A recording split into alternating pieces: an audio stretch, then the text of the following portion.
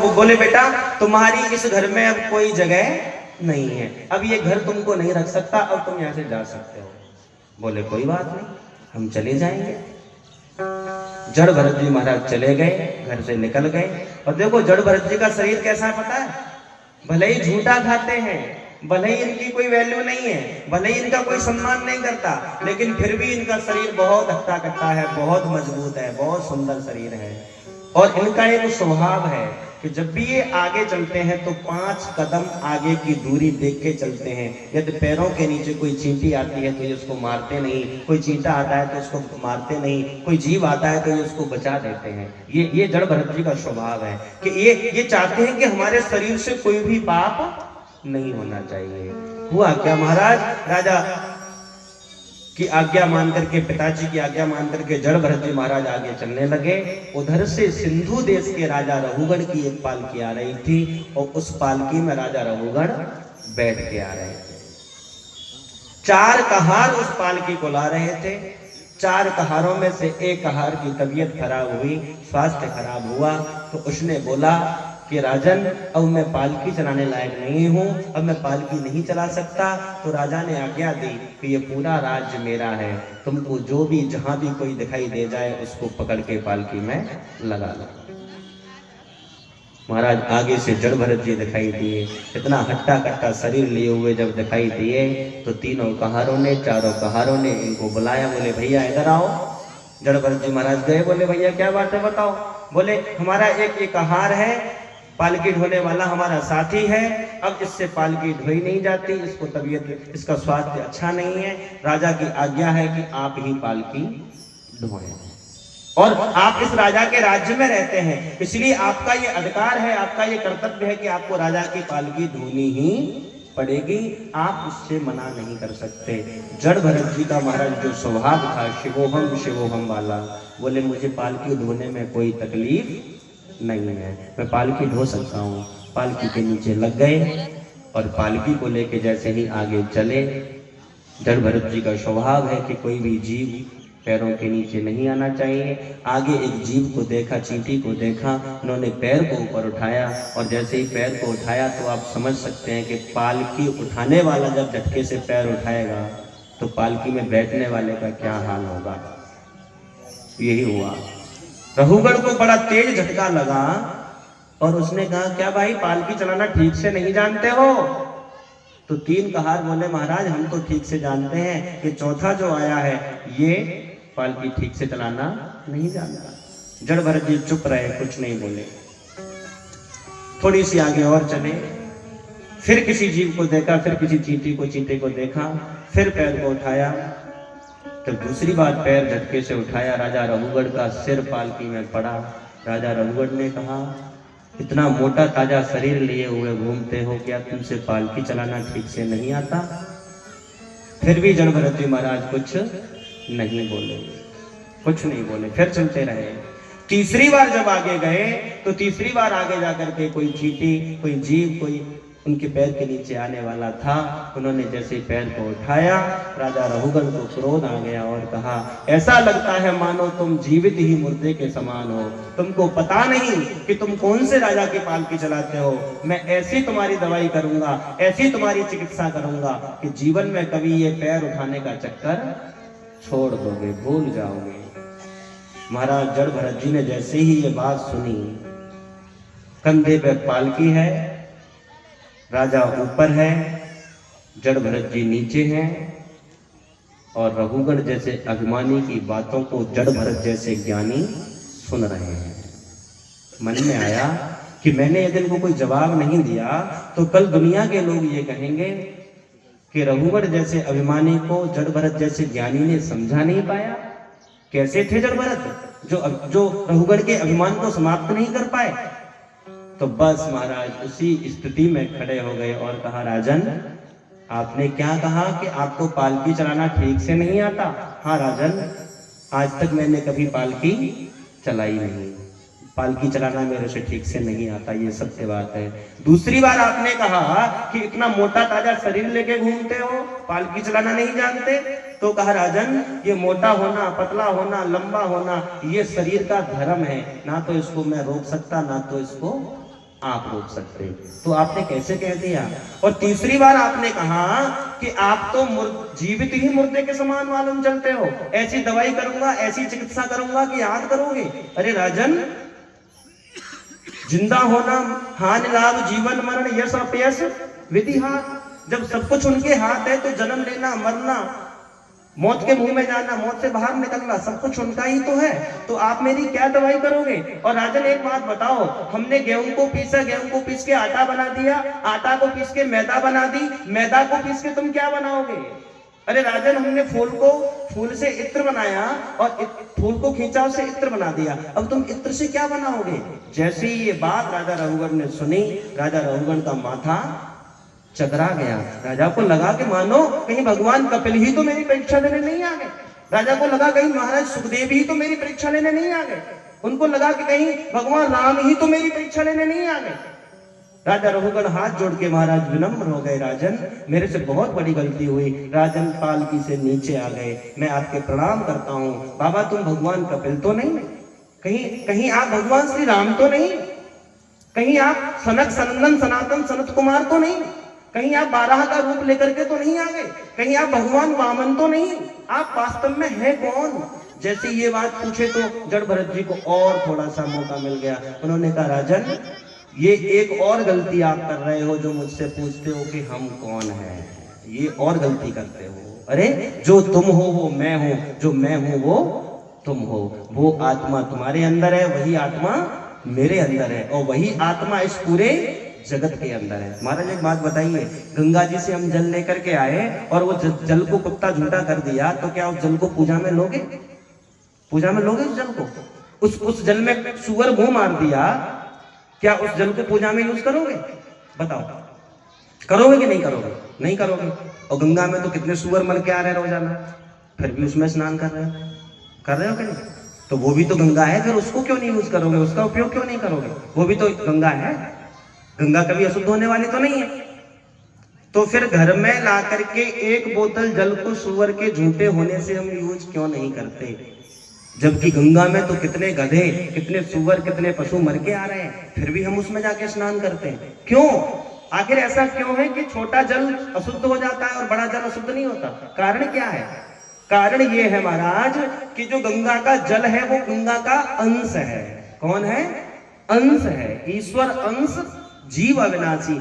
अंश अशुद्ध हो सकता है, लेकिन पूरा का पूरा परमात्मा कभी अशुद्ध नहीं हो सकता। हम बेकार हो सकते हैं, आप बेकार हो सकते हो, ये बेकार हो सकते हैं, वो बेकार हो सकते हैं, लेकिन बनाने वाला बेकार नहीं हो सकता। गंगा परम पावनी है, पवित्र है, उसमें चाहे गधा मर के आए, चाहे कौवा मर के आए, चाहे घोड़ा मर के आए, फिर भी शुद्ध है। लेकिन घर में लाने के बाद वो अंश हो जाता है, इसलिए वो शुद्ध नहीं रहता। हम ईश्वर की संतान है।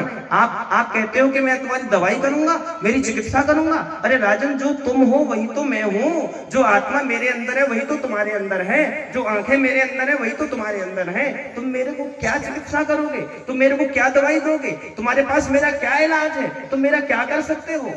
जैसी ये बातें कहीं, राजा रघुगण के नेत्र सजल हो गए, मानो राजा रघुगण कुछ बोलने की स्थिति में ही ना हो। राजा को लगा कि मेरे से महान भारी पाप हो गया, मैंने भगवान को अपनी पालकी उठवा दिया, मैंने भगवान कपिल से पालकी उठवा दिया।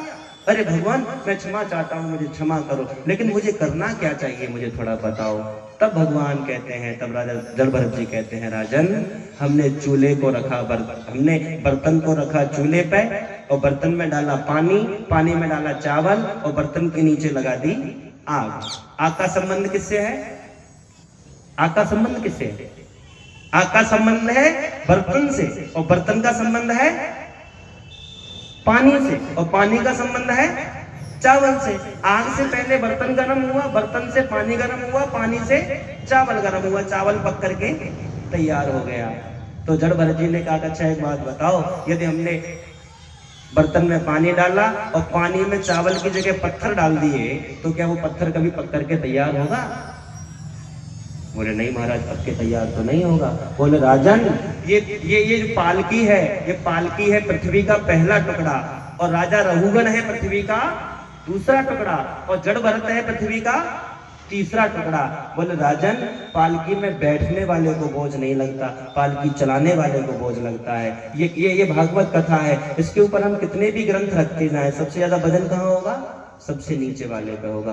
राजन, नीचे वाले लोगों को देख के चलना चाहिए, उनमें भी आत्मा उन्हीं परमात्मा की है जिन परमात्मा को आप परमात्मा कहते हो। ये कहार कोई अलग से नहीं, ये कहार ढोने वाले कोई नीचे नहीं, इनके अंदर भी वही है जो एक महान राजा के अंदर है। महाराज राजा रघुगण की बुद्धि एक क्षण में जड़ भरत जी जैसे ज्ञानी ने खोल दी, और ऐसा बैराग हुआ राजा रघुगण को, ऐसा बैराग हुआ कि उसी क्षण अपने राज को त्याग कर दिए। जड़ भरत जी महाराज के चरणों में लेट गए। महाराज, मेरी गलतियों को क्षमा करना, मैंने आपके साथ बहुत बुरा व्यवहार किया। सज्जनों, भगवान के बन के तो देखो, भगवान के होके तो देखो, एक कदम उनके लिए चल के तो देखो। वो आपके लिए 10 कदम ना चले तब तो कहना, उनका कुछ बन के तो देखो। जड़ भरत जी ने भगवान को अपना लिया। देखो, 3 भरत हुए हमारे भारत में। सबसे पहले भरत कैकेयी कुमार श्री भरत, दूसरे भरत जड़ भरत, और तीसरे भरत महाभारत काल से दुष्यंत नंदन शकुंतला कुमार श्री भरत। इन तीनों भरत की वजह से इसका नाम भारत पड़ गया। बोलिए भारत माता की। कितने भरत हुए? 3। कौन कौन से? कैकेयी कुमार, दूसरे जड़ भरत, और तीसरे शकुंतला कुमार दुष्यंत नंदन श्री भरत। तीनों भरत की वजह से नाम भारत पड़ा। और इस भारत में धन्यो ही भारतो देशो, धन्यो भारत संस्कृति। धन्य है ये भारत देश और धन्य है इस भारत देश की संस्कृति। देवता भी कहते हैं कि भारत में जन्म लेने के लिए हर किसी को अवसर नहीं मिल पाता। और भारत में भी उत्तर प्रदेश में ही भगवानों का जन्म हुआ है महाराज। अयोध्या हो, चाहे मथुरा हो, चाहे काशी हो, कहीं भी देख लो, उत्तर प्रदेश में सबसे ज्यादा देवी देवता है। अमेरिका में किसी भगवान का जन्म हुआ? इंग्लैंड में किसी भगवान का जन्म हुआ? यदि अमेरिका में राम होते तो राम का दर्शन करने अमेरिका जाना पड़ता? नहीं जाना पड़ता। अगर कृष्ण लंदन में होते तो लंदन जाना पड़ता। लेकिन भगवान किसी अन्य देश में नहीं हुए। कहाँ हुए? भारत में हुए। धन्यो ही भारत वो देशो, धन्यो भारत संस्कृति। धन्य है ऐसा भारत देश, धन्य है ऐसे भारत देश की संस्कृति, जहाँ भगवान राम स्वयं प्रकट होकर के आते हैं, जहाँ भगवान कृष्ण स्वयं प्रकट होकर के आते हैं। बोलिए राजा रामचंद्र भगवान की जय। जय राधे राधे गोविंद गोविंद राधे। जय राधे राधे गोविंद गोविंद राधे। जय राधे राधे गोविंद गोविंद राधे। जय राधे राधे बोल जय गोविंद राधे। जय राधे राधे गोविंद गोविंद राधे। जय राधे राधे बोल जय गोविंद राधे। जय राधे राधे गोविंद गोविंद राधे। जय राधे राधे बोल जय गोविंद राधे। गोविंद राधे गोपाल राधे। गोविंद राधे गोपाल राधे। श्री गोविंद राधे गोपाल राधे। गोविंद राधे गोपाल राधे। जय राधे राधे गोविंद गोविंद राधे। राधे राधे बोल जय गोविंद राधे। हरि बोल। हर हर महादेव।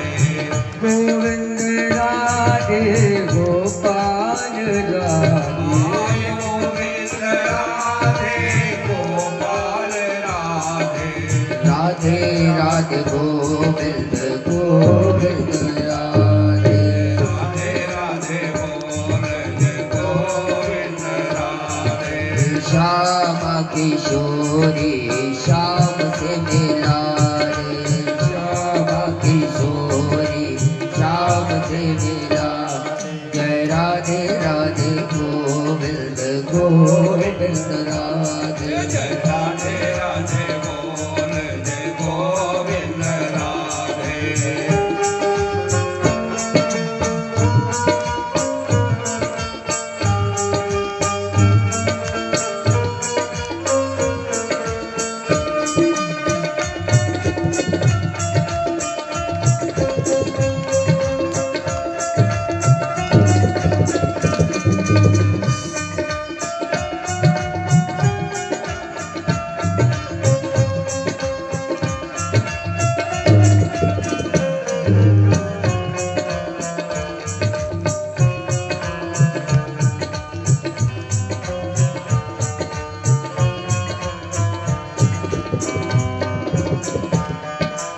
गोविंद राधे गोपाल राधे गोविंद राधे गोपाल राधे गोविंद राधे गोपाल राधे गोविंद राधे गोपाल राधे गोविंद राधे गोपाल राधे गोविंद राधे गोपाल गोविंद राधे गोपाल राधे गोविंद राधे गोपाल राधे राधे राधे गोविंद गोविंद राधे राधे राधे राधे गोविंद राधे राधे राधे गोविंद गोविंद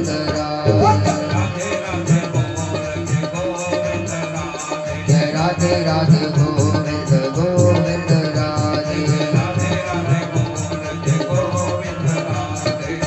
वृंदावन सुवट रहे नंद गाँव सोता वृंदावन के वन रहे नंद गाँव सोता जन्म जन्म मोहे दीजिए जन्म जन्म मोहे दीजिए वृंदावन को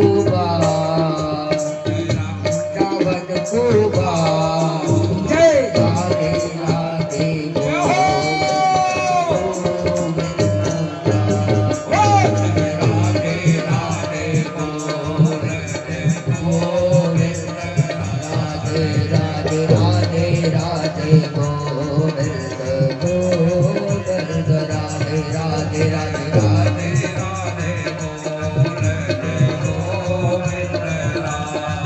हरे गोविंद राधे गोपाल राधे गोविंद राधे गोपाल राधे गोविंद राधे गोपाल राधे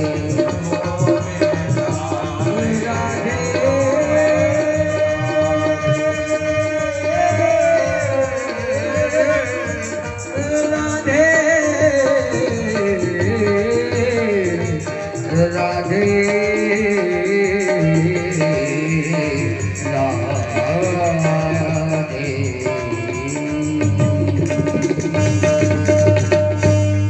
बोलिए राधा कृष्ण भगवान की जय। श्रीमद् भागवत महापुराण की जय। जय जय श्री राधे जय जय श्री राधे जय जय श्री राधे नमः पार्वती पतये हर हर महादेव। सुखदेव स्वामी वर्णन करते हैं महात्मा परीक्षित कितने भरत हुए? 3। कौन कौन से? कैकेयी कुमार, दुष्यंत कुमार और आंगिरस कुमार जड़ भरत। 3 भरतों से नाम भारत हुआ। आगे परीक्षित जी महाराज सुखदेव जी को पूछते हैं, बोले सुखदेव जी महाराज, हमने कथा में आप हमेशा कहते आए हो कि चुगली करोगे तो इस नरक में जाओगे, ये करोगे तो इस नरक में जाओगे, पाप करोगे तो इस नरक में जाओगे। कृपया नरकों के बारे में हमको बताएं कि ये नरक क्या है। तो सुखदेव जी कहते हैं, परीक्षित, भागवत कथा में दक्षिण दिशा में 99,000 योजन की दूरी पे 28 प्रकार के नरक हैं। कितने प्रकार के? 28 प्रकार के। रौरव, महारौरव, कौरव, अंधतामिश्र, तामिश्र आदि आदि 28 प्रकार के नरक हैं। कुंभीपाक भी एक नरक का नाम है। क्या नाम है? कुंभीपाक। अंधतामिश्र भी नरक का नाम है, तामिश्र भी नरक का नाम है, रौरव भी नरक का नाम है, महारौरव भी नरक का नाम है। बोले महाराज इन 28 प्रकार के नरकों में होता क्या है? तो सुखदेव जी कहते हैं कि दक्षिण दिशा की 99,000 की योजन की ऊपर 28 प्रकार के नरक हैं। जो व्यक्ति एक दूसरे की चुगली करता है, एक दूसरे का माल हड़पता है, ऐसा व्यक्ति रौरव नाम के नरक में जाता है। वहां उसके ऊपर बड़ा भारी सामान पटक दिया जाता है। जो व्यक्ति अपने भाई का ही या अपने पड़ोसी का ही माल मार लेता है, ऐसा व्यक्ति कुंभीपाक नरक में जाता है। और कुंभीपाक नरक में हजारों कुंटलों की कढ़ाइयां चढ़ी हुई हैं तेल की, गरम गरम तेल हो रहा है, और उस व्यक्ति को उस उबलती हुई कढ़ाइयों में डाल दिया जाता है। जो व्यक्ति गुरुद्रोही करता है, गुरु निंदा करता है, जो व्यक्ति श्री हरि की निंदा करता है, जो व्यक्ति भगवान को ही दुश्मन बना लेता है, जो व्यक्ति भगवान से ही लड़ाई लड़ लेता है, ऐसे व्यक्ति का जीवन तामिश्र नाम के नरक में जाता है। और वहां जाकर के उसे बहुत कठिनाइयां झेलनी पड़ती हैं। करोड़ों कीड़े उसके शरीर से लग जाते हैं। एक छोटा सा शरीर हजारों कीड़ों के, हजारों जानवरों के बीच में जाता है, तो वो उसको चुग चुग करके खाते हैं। इतना कष्ट होता है। 28 प्रकार के नरकों का वर्णन सुखदेव जी महाराज ने परीक्षित को कथा के माध्यम से बताया। देखो कथा तो 7 दिन में कभी पूरी हो नहीं सकती। अगर लगातार हम कथा करें तो सही बता रहे हैं 7 महीने बोलते रहेंगे फिर भी ये कथा पूरी नहीं होगी। हरि अनंत, हरि कथा अनंता। वास्तव में कथा में जब कहने लग जाओ तो कथा तो बहुत है, कहने का मन भी बहुत रहता है, पर समय कम रहता है। इसीलिए मुख्य मुख्य कथाओं को देखो, नरकों के बारे में बताया, मर्द गणों की उत्पत्ति के बारे में बताया। आगे यहाँ एक कथा आती है राजा अजामिल की। किसकी कथा आती है? राजा अजामिल की, पंडित अजामिल की। अजामिल कौन है? पंडित है। कैसा पंडित है? अच्छा पंडित है। क्या करता है? पांडित्य कर्म करता है। अपने पांडित्य कर्म में निपुण है, होशियार है, सब कुछ है। लेकिन एक वेश्या के ऊपर उस अजामिल पंडित का मोह चला गया। राजा उत्तानपाद का मोह कहाँ हुआ? कहाँ हुआ? कामी नार प्यार जिमे, लोभी प्रिय जिमे दाम, तिमे रघुनाथ निरंतर, प्रिय लागो मोए राम। जैसे कामी को नारी प्यारी होती है, वैसे ही उत्तानपाद को वो वैश्या प्यारी हुई। और अजामिल को भी यहाँ एक वैश्या से प्रेम हुआ, वैश्या के ऊपर मोहित हुए।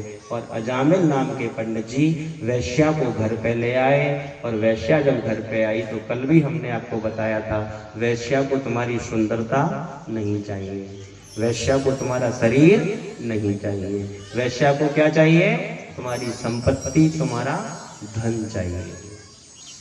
अजामिल जब वैश्या को लेकर के आए तो अजामिल बहुत अच्छे पंडित हैं, बहुत अच्छी पांडित्य कर्म करते हैं। लेकिन जब वैश्या का आवागमन हुआ, वैश्या कौन है जानते हो?